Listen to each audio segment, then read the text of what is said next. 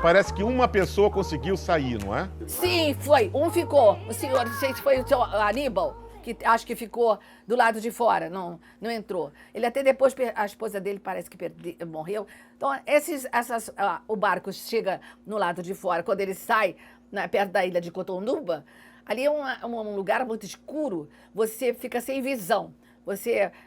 E começam as águas do mar. Né? A entrada da Bahia, a saída da Bahia, ou a entrada, e o Oceano Atlântico, né? A essas alturas dos acontecimentos, conforme os depoimentos, já estava o barco cheio d'água no porão, os banheiros, os vasos sanitários pareciam chafarizes, todos inundados. Deus, que situação.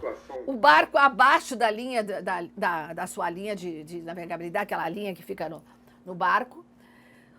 O barco já estava já havia pânico, as pessoas... mas o que está acontecendo? O barco está enchendo d'água. Enfim, aí ele tomou, como eu disse na minha denúncia, o último gole.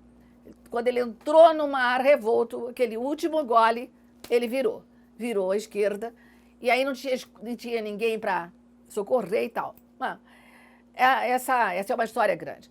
Então, o exercício do Ministério Público acompanhando o inquérito desde os primeiros momentos foi muito importante para se apurar toda a verdade.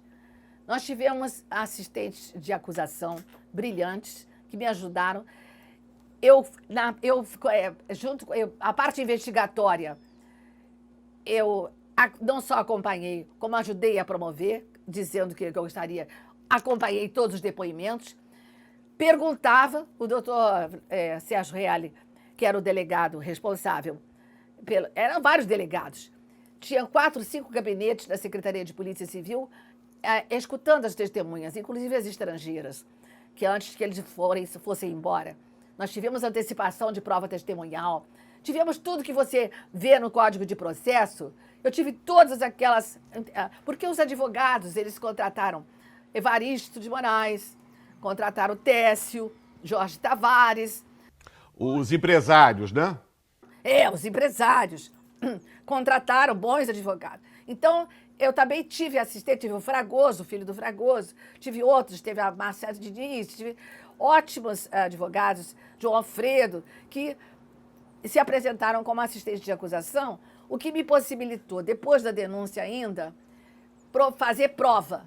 Eu fiz provas depois da denúncia, provas que ainda não tinham sido feitas na fase policial.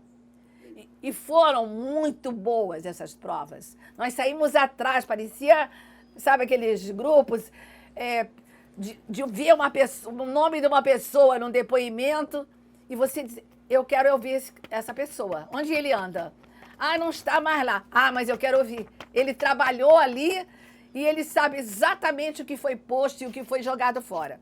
Agora, Leni, é admirável o seu empenho, a sua luta e a sua capacidade de enfrentar tanta adversidade, como eu posso imaginar que você deve ter enfrentado, num caso desse que envolvia pessoas que podiam contratar bons advogados. Agora, eu queria perguntar a você o seguinte, como se diz no popular, o resumo dessa opereta, alguém foi preso? Alguém cumpriu pena? Alguém pagou uma indenização? Bom, então são 3 perguntas, 3 respostas. Foi preso. Eu pedi prisão com pena para 12 anos. A primeira instância absolveu todos, porque houve parecer no sentido de que a culpa era do mestre Arraes, como se ele fosse um comandante. Eu acho que não. Eu acho que a culpa era do peixe. Pois é. Talvez o peixe não tivesse nadado a favor das ondas. Isso, né? isso. Então, a sentença absolutória foi um escândalo aqui no Rio de Janeiro. Só de recorte de jornal, eu tenho uma pilha. Então, falando rápido, nós não tivemos a absolvição em primeira instância, foi um choque, porque as alegações finais eram robustas. Eu fiz um caderno, editei o caderno com as provas, índice, prova testemunhal. Estava riquíssima a alegação final, as alegações finais. Então, eu não esperava que o juiz, então, fizesse esse tipo de decisão. Quer dizer, desconfiava que seria, porque desde o princípio da ação penal, que ele demonstrou uma má vontade muito grande com os sobreviventes, com os advogados, comigo, claramente, ele mostrava má vontade. Então, eu sabia que alguma coisa mais estranha estava acontecendo. Mas estapafúrdios estava acontecendo, né? Para dizer o mínimo. Estapafúrdios, estava. Então, a absolvição foi um choque. A população toda reagiu, a imprensa reagiu. Eu fiz as alegações. Foi fácil fazer apelação, no instante eu fiz a apelação.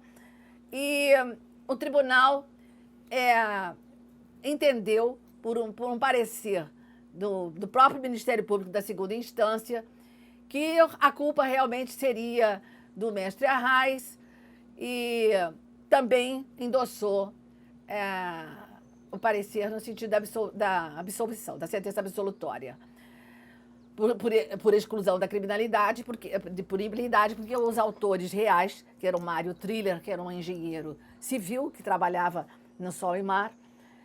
Bem, com isso, o que acontece? Houve o nosso colega Paulo de Melo, de Bandeira de Melo, por causa de filhos, filha dele e minha filha se conheciam, eu conversei com eles e ele era o procurador da data do julgamento da apelação.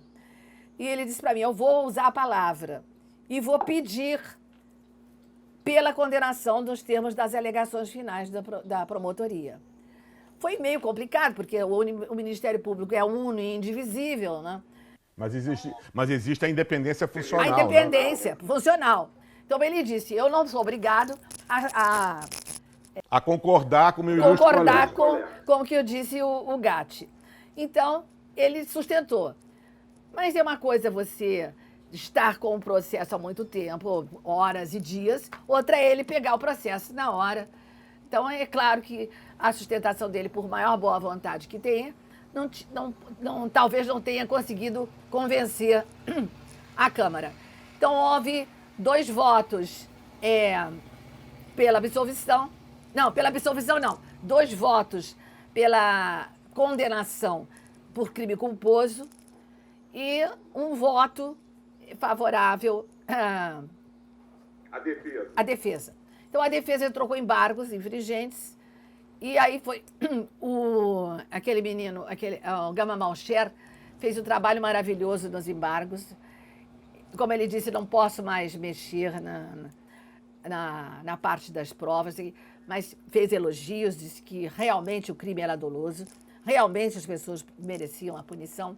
Então, se por um lado estamos muito frustrados na prestação jurisdicional, por outro lado também tínhamos feito o certo, o correto.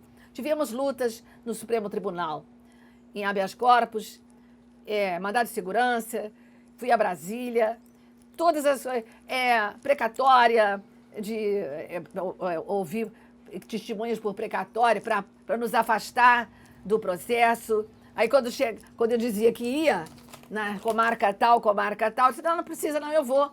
Não precisa o promotor de lá se preocupar, não. Aí eles desistiam da testemunha. Então era uma briga diária. Que como você disse, o que sobrou? Bom, eles foram condenados.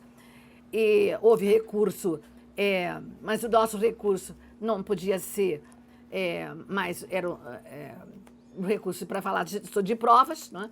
Não cabia. Um recurso extraordinário, ordinário. Enfim, estava em julgamento um recurso dos réus que queriam absolvição e não penas culposas que lhes deram regime semiaberto. Ficou em Brasília, e enquanto estava em Brasília, eles fugiram. Não me diga!